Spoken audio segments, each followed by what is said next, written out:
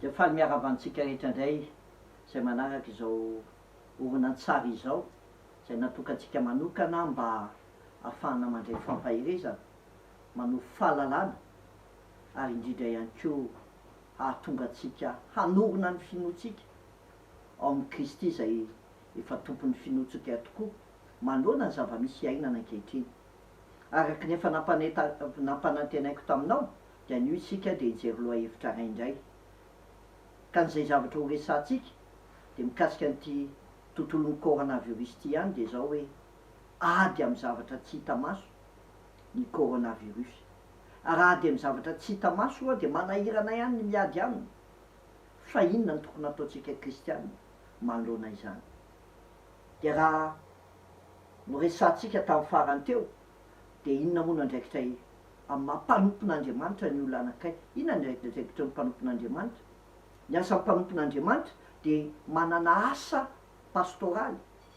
asa fisorohana ary asa faminaniana ihany koa. Zany hoe natao hitaiza ny olona, natao hitondra-bavaka ny olona, ary natao hanambara amin'ny olona ny fahamarinan'ny tenin'Andriamanitra, ny ankehitriny sy ny ho avy ihany koa. Anio isika dia mbola ao anatin'ilay tontolon'ny asa pastoraly, satria ny asa pastoraly dia natao mba hitaizana ny olona, hanana fahalalana tsara, hanabeazana ny olona ho tonga olon-dehibe hatratra ny ohatra Kristy eo amin'ny fiainana. Ary aninona ihany koa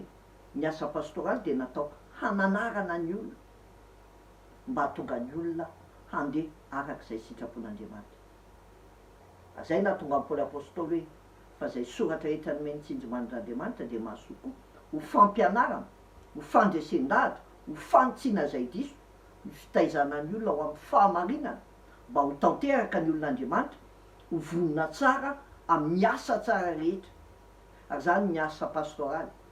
mba hahatonga ny kristianina ho tanteraka ao anatrehan'Andriamanitra, ho vonona tsara ao amin'ny asa tsara rehetra. Ary ny tontolo manodidina misy antsika amin'ny resaka coronavirus dia manomana antsika ho vonona tsara hiatrika izany, mahatonga antsika ho vonona tsara mba hanao asa tsara, satria mitaky an'izany zao fiarahamonina misy antsika zao. Dia inona indray ary ny azo atolotra antsika androany? Dia zay zavatra efa nambarako taminao teo, ny amin'ny resaka ady,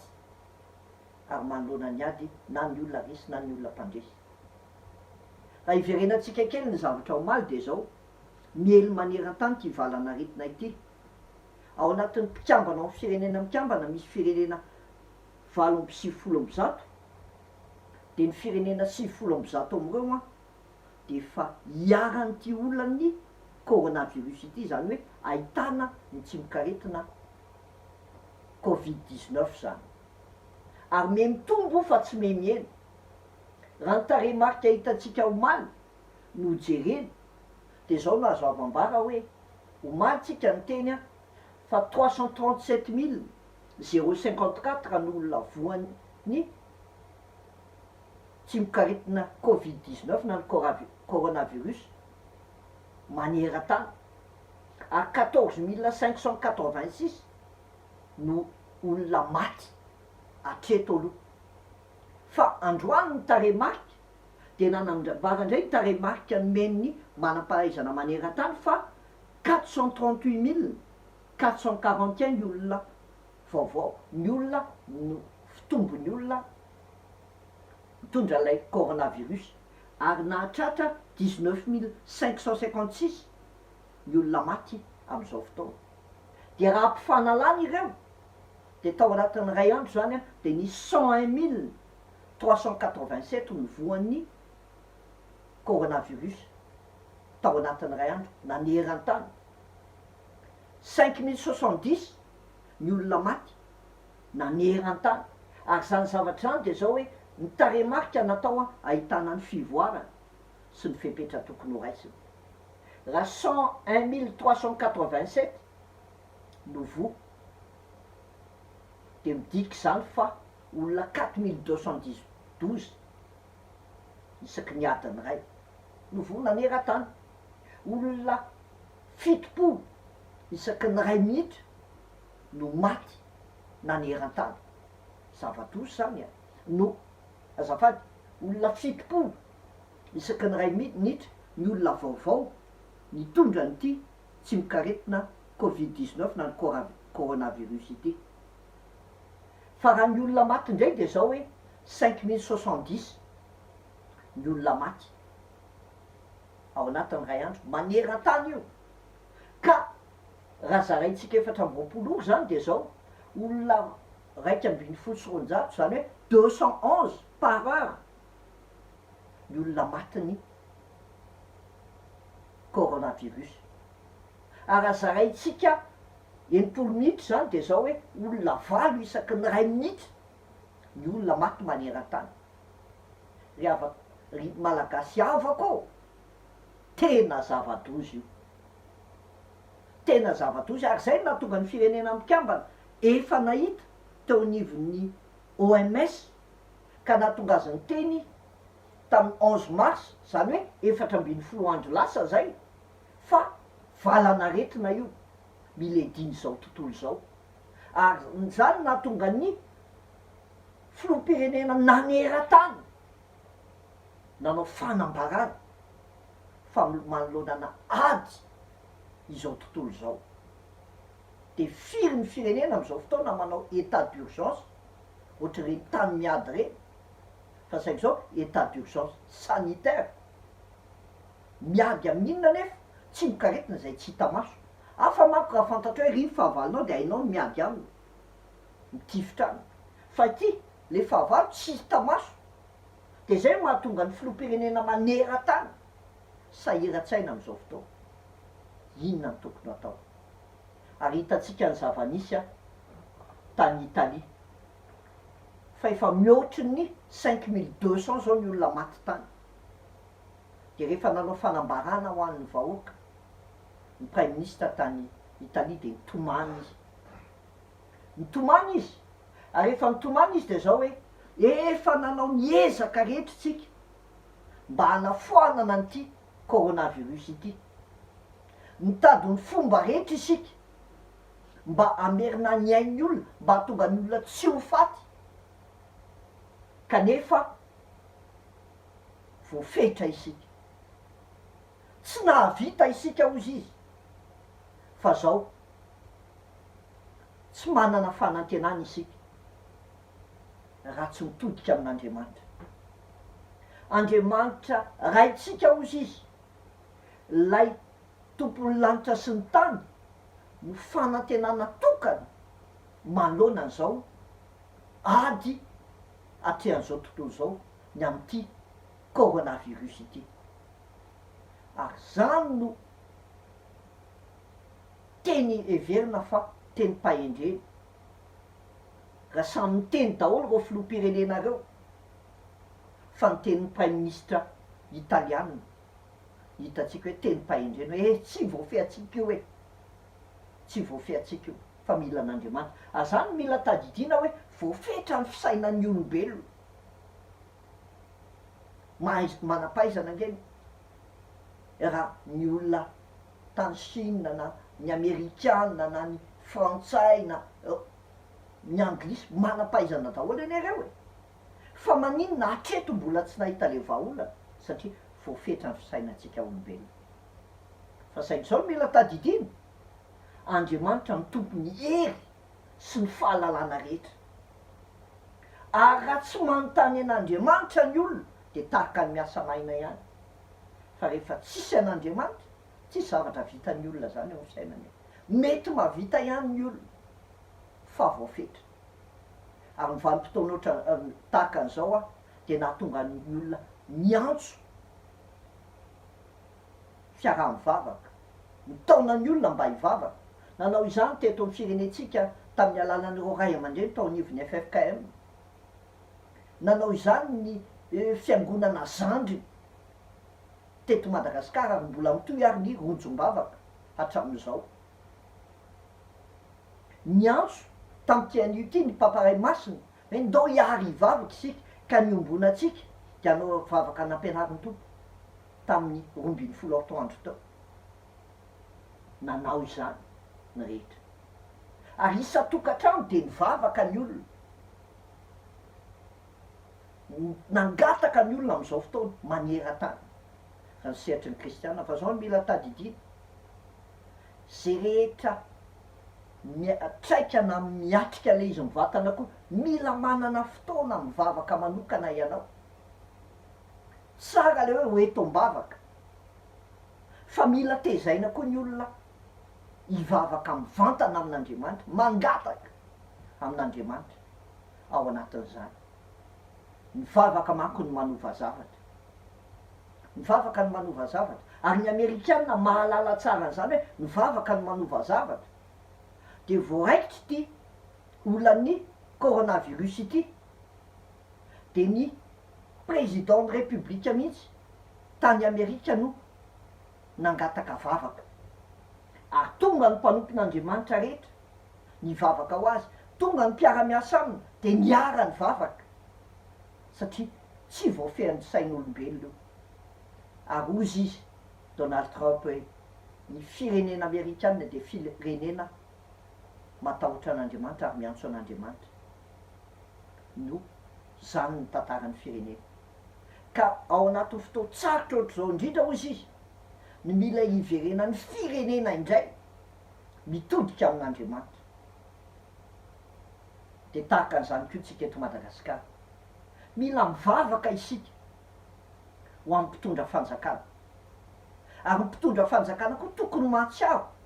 fa tsy vita ny herin'ny tena no mifehan'io io tsy vitan'izany hoe ny fitondram-panjakana ny mahafehan'io fa tsy Andriamanitra raha vao fehana olombelona io tsy ohatran'izao ny zava-nisy naneran-tany ary tsy afaka iambo isika hoe tsika hafa noho ny hafa fa mila an'Andriamanitra isika ary ty Madagasikara ty efa natolotra ho an'ny Kristy de miangavy anareo mpitondra fanjakana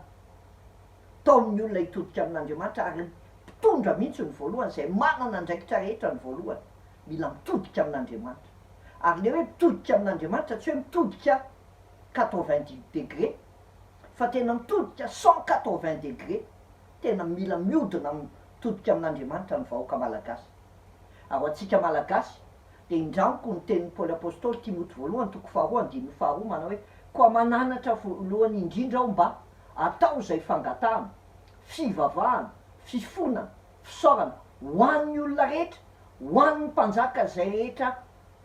ho an'ny mpanjaka mba n'izay rehetra mana fahefana mba hiainatsika miadana sy mandry fahizay amin'ny toe-mpanaraka an'Andriamanitra sy ny fahamaontinana rehetra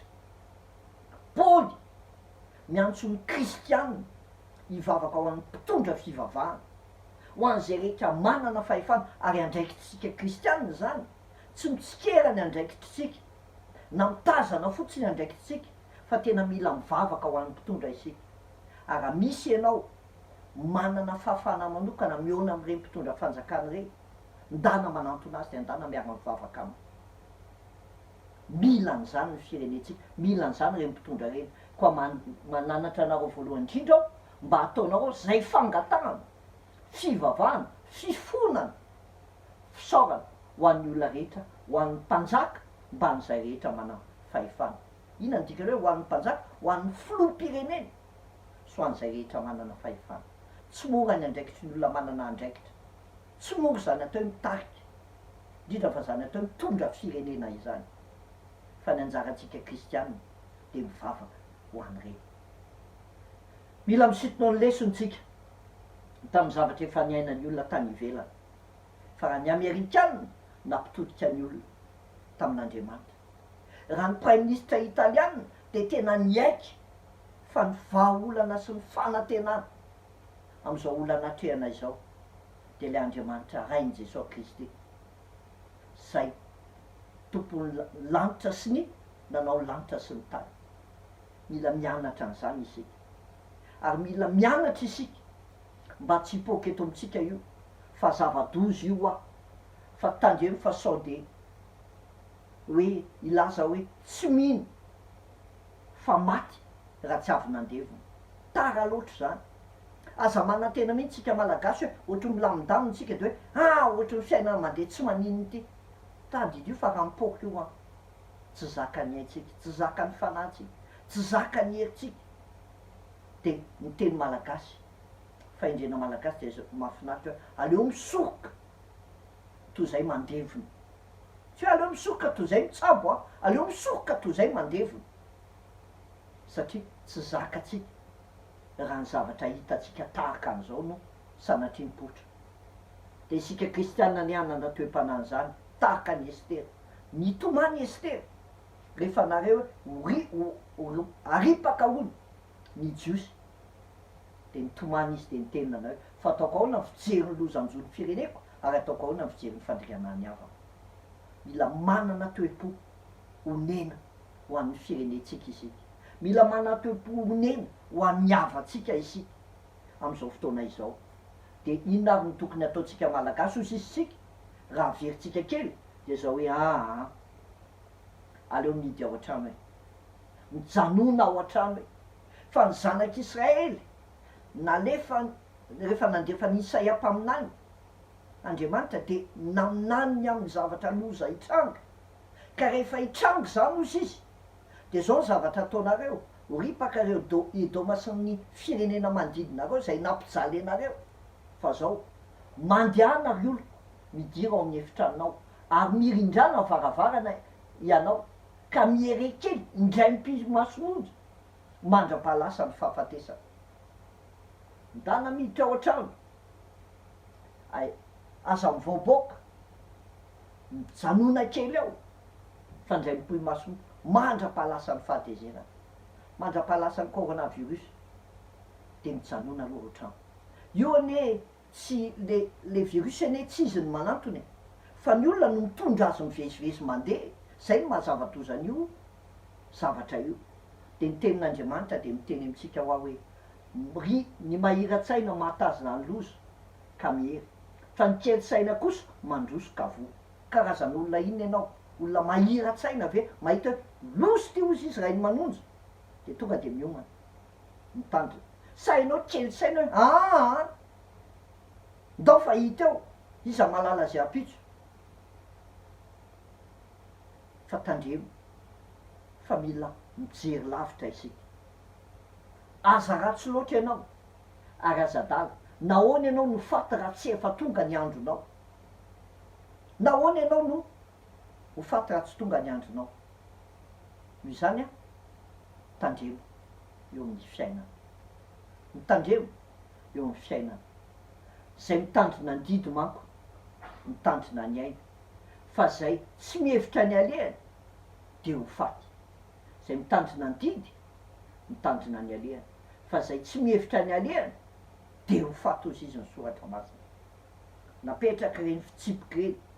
tao amin'ny soratra masina satria tsy tian'Andriamanitra ny sitrak'Andriamanitra ny hafatesana ratsy fanahy fa ny alany amin'ny ratsy fanao de nametraka didy sy lalàn'Andriamanitra fa napetraka ny fitondram-panjakana koa reny didy maro samy hafa reny no ny amin'iny ny fitsonjovana ny ainao fitsonjovany ainy ny manodidina anao fitsonjovana ny ain'ny firenena fa zay tsy mihevitra ny alehany de ho faty ozy izy ny soratra masina tahaka ny zanak'Israely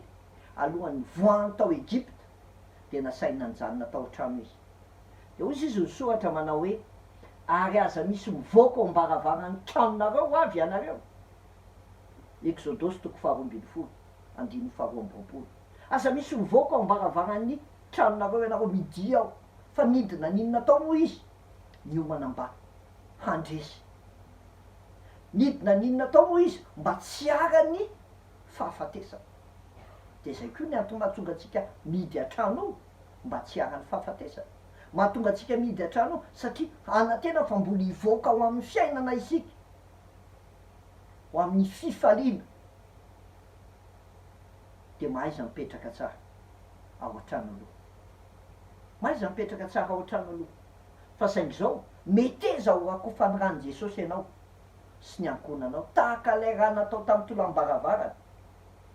de ny fonao ny tolam-baravarana hijoron'ny Jesosy mijorom-baravarana ka mandodona raha misy mainy feo ka mamovo-baravarana de hiditra ao aminy ao ary ary sakafo aminy ampidiro am-ponao Jesosy de meteza ho diovony rano ianao sy ny ankonanao ary minoany Jesosy tompo de vonjeny ianao sy ny ankonanao mijanona ao an-trano ianareo mba manokana fotoana hivavahana ve mba manokana fotoana miara-mideran'Andriamanitra ve, mba manokana fotoana mametraka ny hoavim-piainana eo anaty an'Andriamanitra ve. Fa raha tsy maintsy mivoaka nefa ianao no ny antony maro samihafa, ny asa, ny fitadiavana sy ny rehetrarehetra, de zao no teneniko anao, ho tanterahan'ny tompo aminao ne nitsodranony nataony zany tamin'ny zanak'Israely, ho tahina ianao raha miditra ary ho tahina ianao raha mivoaka. Ny olona anao arova ny rano Kristy de ho tahin'Andriamanitra ianao raha miditra, ho tahin'Andriamanitra ianao raha mivoaka. Mety misy antony be lehibe manko mahatonga ny olona tsy afaka fa tsy maintsy mivoaka na tsy te hivoaka azy, fa de zao ankinao amin'ny tompon'ny fiainanao e, fa ho tahina ianao raha miditra, ho tahina ianao raha mivoaka. Telo ny zavatra andrasana amintsika mpanompon'Andriamanitra: asa pastoraly, asa fisorohana ary asa faminaniana. Fa ny asa fisorohana, ny asa pastoraly de ny anabe anao, ny asa fisorohana de hitondra mbavaka anao, ary ny asa faminaniana de ilaza ny hoavim-piainana zay tian'Andriamanitra hitrango ao amin'ny fiainanao na amin'izao tontolo zao. Io zany indray tsika andray fitaizana, fanabeazana, fananarana avy amin'ny alalan'ny tenin'Andriamanitra, manoloana ny tiady amin'ny zavatra tsy hita maso ty, satria lay coronavirus zavatra kely fa nielina nerana an'izao tontolo zao, ka inona ary ny azo atolotra manoloana ny ady de mila manana fitaovam-piadiana isika, mila manana fitaovam-piadiana isika. Ary zany ny tenenin'ny Paoly apôstôly fa isika tsy mitolona amin'ny nofo aman-drà, fa mifanapana sy ny fanjakana amin'ny mpanjaka an'izao tontolo zao dia mifanahy ratsy eny amin'ny rivotra. Tsy mitolona amin'ny nofo aman-drà fa amin'ny fanahy ratsy eny amin'ny rivotra. Te ohatra le tsy mikaretina io hoe eny amin'ny rivotra tsy hitanao de inona ary ny tokony atao, de ny teny Paoly satria tsy hitanareo le zavatra hidivanareo, de zao azany fitaovam-piadiana no entina hoe tsy azo tifirinao amin'ny basy eneo na moka tankina moka inona ianao, tsy voatifitra ana basy io, fa tafio ny fiadian'Andriamanitra rehetra mba azonareo miatra hifatra amin'ny fanangoleniny devoly. Ary ny coronavirus de misy fanangoleniny devoly ataony amintsika, miainao anatin'ny tahotra, miainao anatin'ny tebiteby, miainao anatin'ny alahelo, miainao anatin'ny fahasosorana, miainao anatin'ny fahadisom-panantenana, miainao anatin'ny finonomonona. Zany ny fanangolena ataon'ny devoly eo amin'ny fiainan'ny olona ankehitriny. Io zany tafio avokoa ny fiadian'Andriamanitra mba azontsika hifahatra amin'ireny fanangolen'ny devoly reny. Ny epistily Efesianina zay nisoratan'i Paoly io de nitorony tany Efesosy izy tamin'ny 10 fahatelo, ary naharitra 3 taona izy nijanona tany Efesosy. Zany hoe olona akaiky ny folo reo tany Efesosy reo, fantany tsara ny zavatra ny ain'olona any, ary tany de nisedra ady mafy sy fanenjehana izy. Zany hoe ny fiainan'ny olona tany Efesosy, ny kristianina tany de ady sy fanenjehana, miatrika ady. De ny epistily Efesianina ihany koa mahay ray ny mpino no anisany ambaran'ny Paoly, ray ny teny, ray ny fiangonana, iray ny mpivady. Ary zany mila tadiditsika raha iady amin'ity coronavirus ty isika kristiana, mila miombona ho iray, mila miray fo, miray saina, fa tsisy zany hoe reny fiangonana zokiny, reny fiangonana zandriny,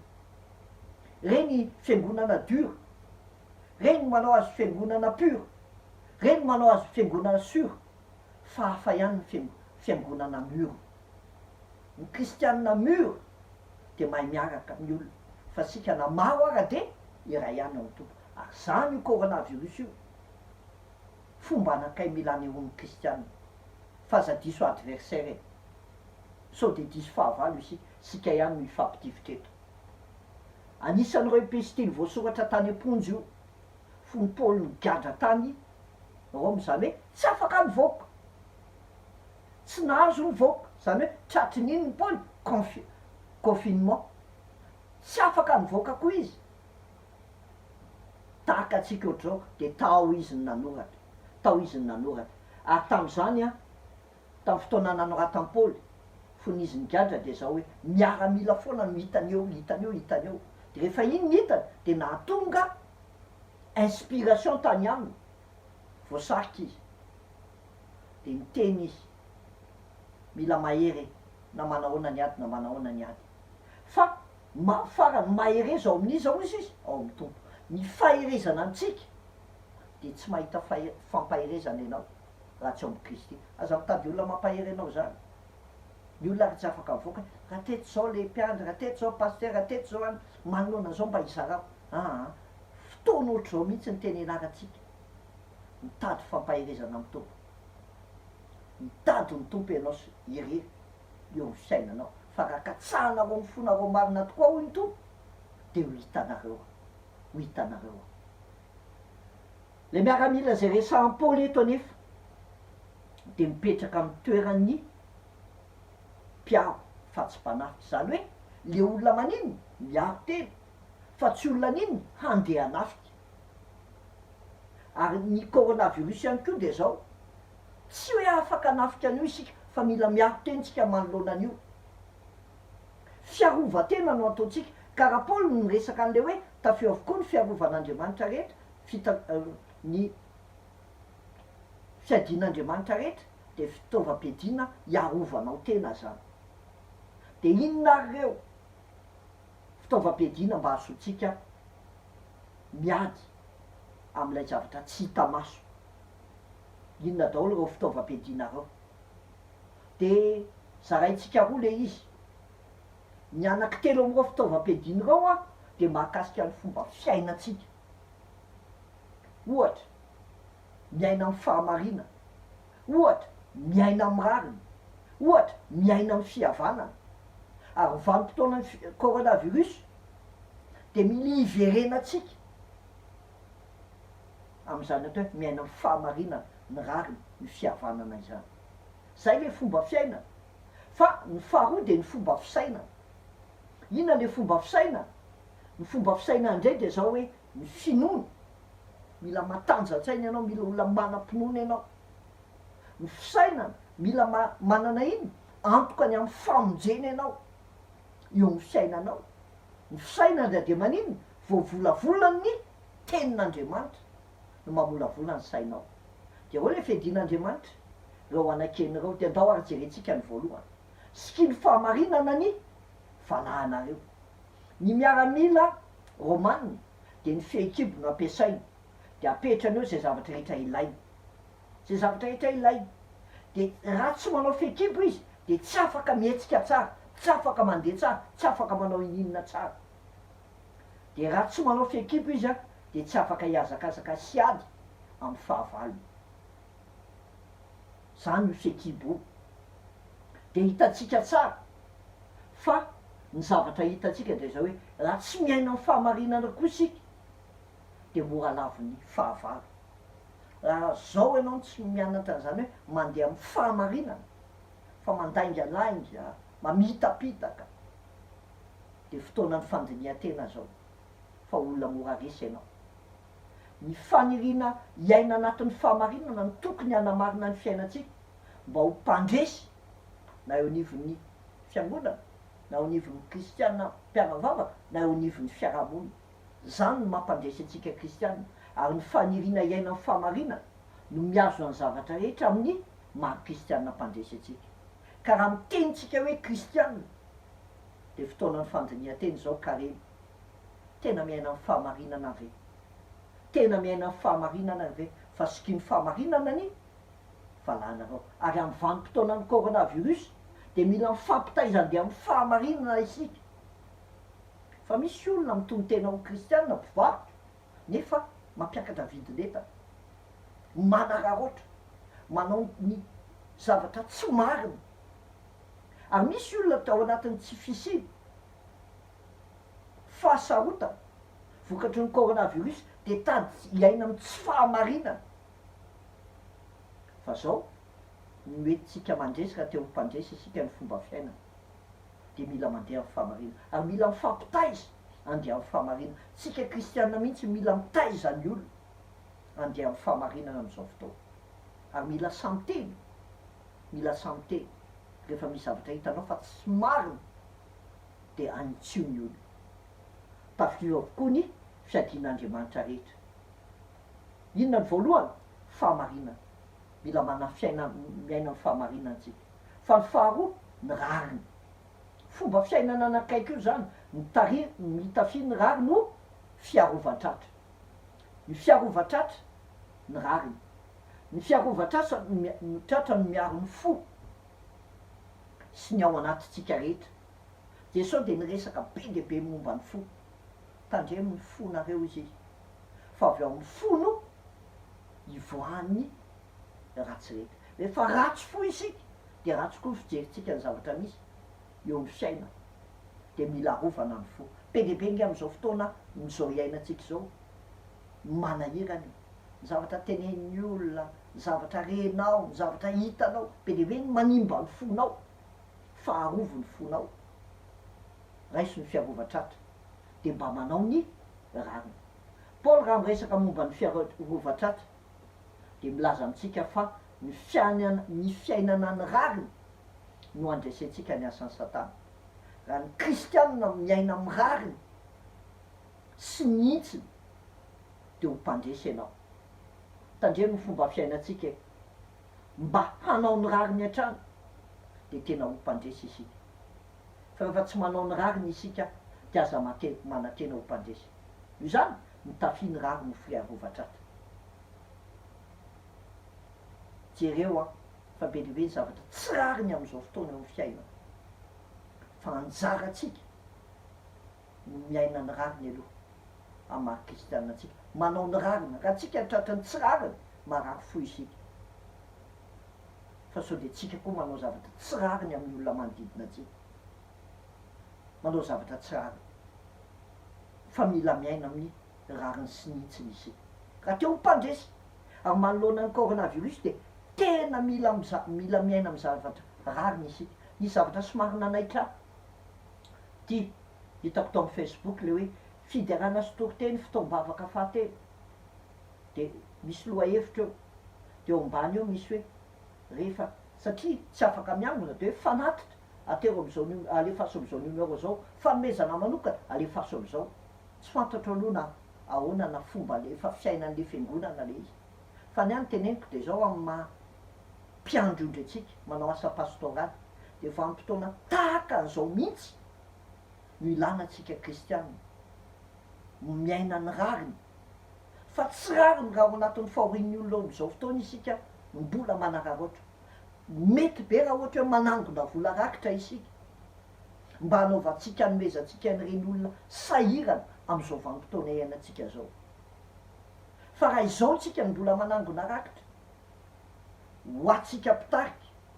na ho fampandehanana andraran'ny fiangonana de tadidio fa tsy zany ny ilan'ny tompo atsika. Tompo raha nanontany amin'ny Petera de zao: mo tia va ianao? De Petera ny teny hoe ianao malala fa tianao aho. De hoy izy ny tompo: fahano ary miondrika. Fa mampalahelo be de be no manova izany tenin'Andriamanitra zany. Mo tia va ianao? De hoy Jesosy taminy avady le izy: fa hano ary miondrika. Fa hano ary miondrika zany hoe izy ndray maninona tokony hamelona an'le ondry no mihinana an'le ondry. Ary vanim-potoana ohatr'izao no tena ahitantsika hoe iza ny tena mpiandrondr'Andriamanitra, Jaona 7 ary iza ny mpikarama, iza ny missionnaire ary iza ny mercenaire. Fa manoloana ny ady amin'ny coronavirus de mila missionnaire manome miaina amin'ny rariny sy nihitsiny fa tsy manararoatra amin'ny vanim-potoana misy tahaka zao. De mila mifananatra isika kristiana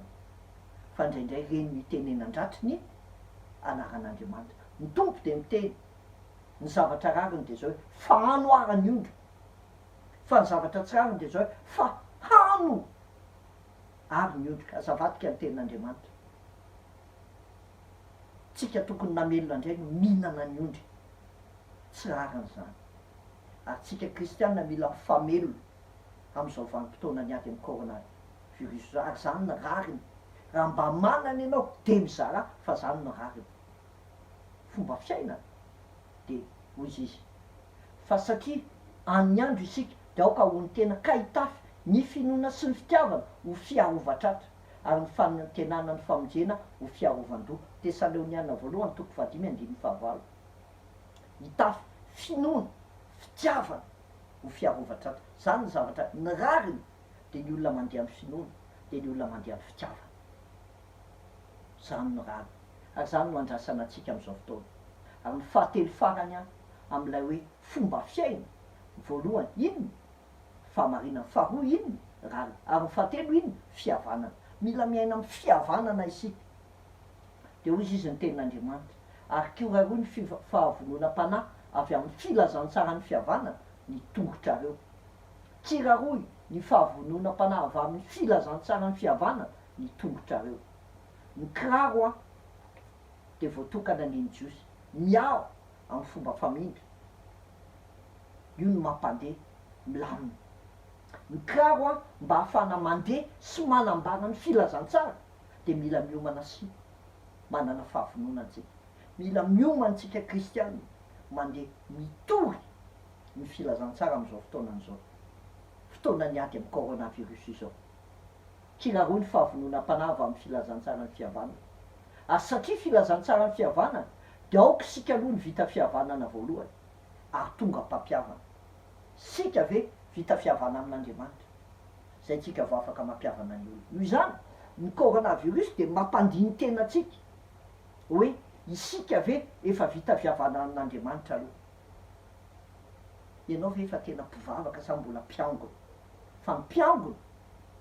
de fomba fotsiny, fa mpivavaka de olona vita fihavanana am'rainy.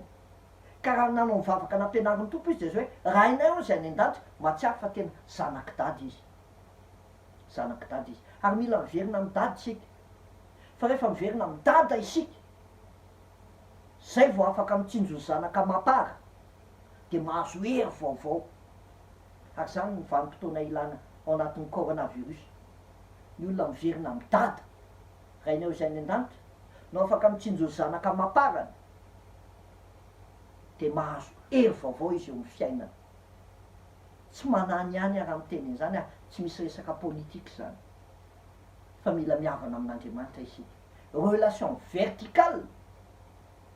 ny voalohany indrindra, de mila miavana amin'inona ianao? Ny tenanao. Be de be ny olona tsy miavana amin'ny tenany, manana mal-être. De hita zany amin'ny fomba fiteny, firesaka, fanoratra eny amin'ny Facebook, olona manana olana amin'ny tenany. Fa mila miavana amin'ny tenanao ianao,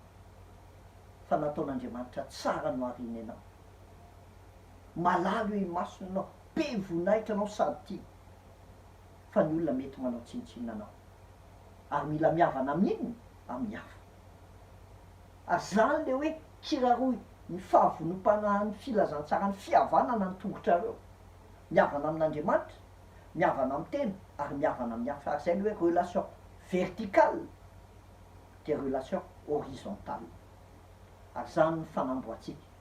manoloana ny coronavirus. Tena kristianina mpandresy isika mijoro mpampiavana fa tsy mpampiady. Coronavirus ange mampiady olona be dehibe io e. Zao ohatrano samy mijanonao manahoana ny fifandraisana, fa be dehibe tsy mahay efa tsy zatra ny arany aina de manjary manino mikorotana ny fiainanao. Fa iza ny kristianina mitsangana ho mpampiavana manoloana tsy fitovikevitra na ara-politika na ara-pivavahana. Mila mitsangana isika kristianina, fa fotoana fanararoatra ao ampiavanana ny olona samy olona, ampiavanana ny olona amin'Andriamanitra. Vonona sy mafana fohitony filazantsara fihavanana ve isika, fa kiraroy ny tongotritsika ho am'izany.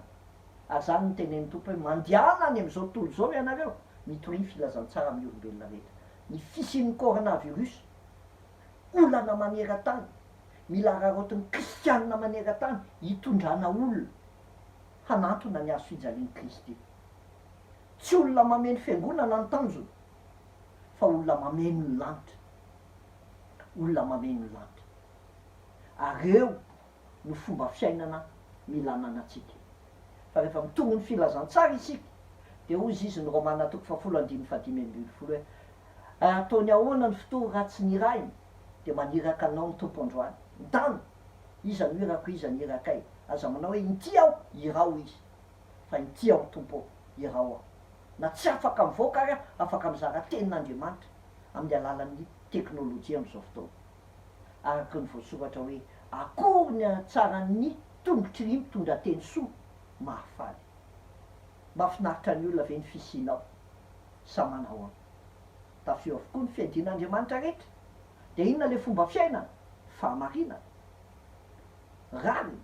ary fihavanana mila manana an'izany fomba fiainana zany izy raha te handresy mandro fahamarinana amin'ny zavatra rehetra zay atao fa ao anatin'ny olana ny olona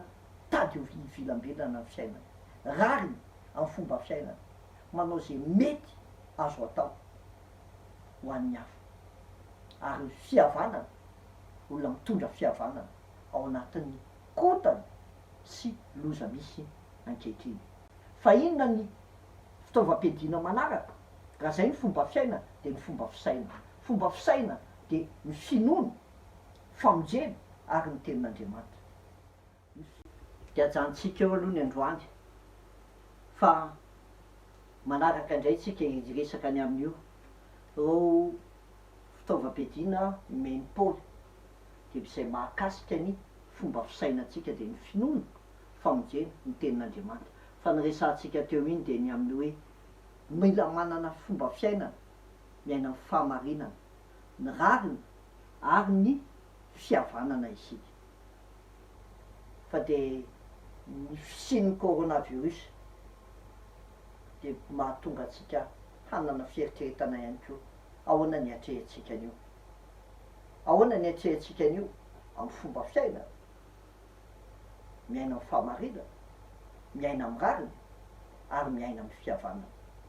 fa ahoana koa ny fomba iainantsika an'io amin'ny fomba fisaina mandeha amin'ny finoana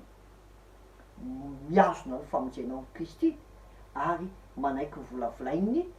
tenin'Andriamanitra ary ny tenin'Andriamanitra no faniliny tongotsika sy fanazavana ny lalatsika de hivavaka isika soranay aloha Andriamanitra manome anay fotoana fa manoloana ny zavatsarotra sendrainay tsirairay avy an'iny ny tokantrano sendrain'izao tontolo zao sendrain'ny firenenay de mangataka aminao zay meo anay reo fitafiana ny amin'ny fitaovam-piadiana avy aminao reo ka mba hanovan'ny fomba fiainanay sy ny toetsainay mba hatonga anay manotro noho ny mpandresy ao aminao Kristy tompotianay de misaotra anao zay raha afaka nanana n'ity fotoana ity tam'ty anio ity ta io ny fiainany tsirairay avy mba ho lavitry ny aretana hiaina ambany fiadananao ary atsara fa raha ianao no momba anay de tsisy atohatra anay raha ianao ny anteranay de tsy misy mampanay anay satria Andriamanitra velona Andriamanitra fitiavana Andriamanitra rainay anao saotra Kristy tompo amen de zay indray ny fotoana ny arahantsika de manome fotoananao amin'ny manaraka indray tsika jery ny tapany faharoa tam'ty fitaovam-piadiana zay mila ananatsika manoloana an'ity ady tsy hita maso